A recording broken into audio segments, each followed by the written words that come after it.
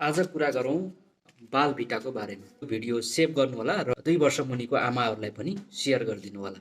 बालभिटा बच्चाको शरीरको वृद्धि विकासको लागि आवश्यक पर्ने भिटामिन, आइरन लगायतका विभिन्न खनिज पदार्थहरू मिसिएर बनेको एउटा सानो प्याकेट हो।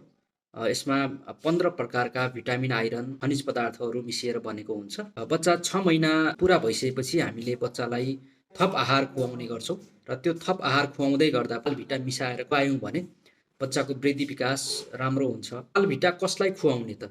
6 महिना पुरा भएदेखि 2 वर्ष मुनिको बालबालिकाहरूलाई खुवाउने गरिन्छ भने आपतकालीन अवस्थामा 2 वर्ष माथि र 5 वर्ष मुनिको बालबालिकाहरूलाई पनि खुवाउन सकिन्छ। बालभिटा खुवाउँदा के फाइदा हुन्छ त? यो बच्चाको शारीरिक, मानसिक र सामाजिक विकासमा यसले महत्त्वपूर्ण योगदान पुर्याउँछ। बालभिटा खाइरहेको बच्चाहरू एकदमै चनाखो र दरिलो हुने गर्छन्।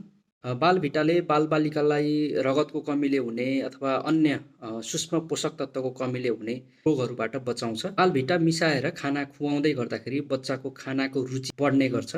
तुलनात्मक रूपमा बालभिटा खाएको बालबालिकाहरू अन्य बालबालिकाहरूभन्दा स्वस्थ र रोग लाग्ने सम्भावना कम हुन्छ। बालभिटा कसरी खुवाउने त? बच्चाको खाना जाउलो, लिटो, निचेको खाना र साबिक खाने खानामा बालभिटा मिसाएर खुवाउने गरिन्छ। एक दिनमा 1 पुरिया मात्र बालभिटा खुवाउनु पर्दछ। बालभिटा खुवाउँदै गर्दाखेरि के कुरामा ध्यान दिने त? बालबालिका 6 महिना पुरा भएदेखि 2 वर्षसम्म प्रत्येक 6 महिनामा 60 पुरिया बालभिटा खुवाउनु पर्दछ।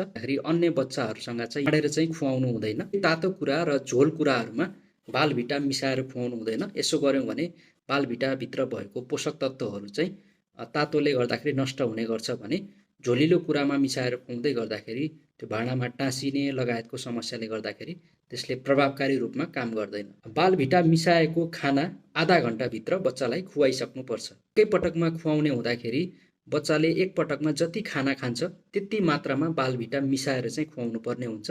बालभिटा मिसाइसकेको खाना बचेको छ भने त्यो खाना फेरि अर्को पटकको लागि बच्चालाई खुवाउनु हुँदैन। बालभिटा कहाँ पाइन्छ त?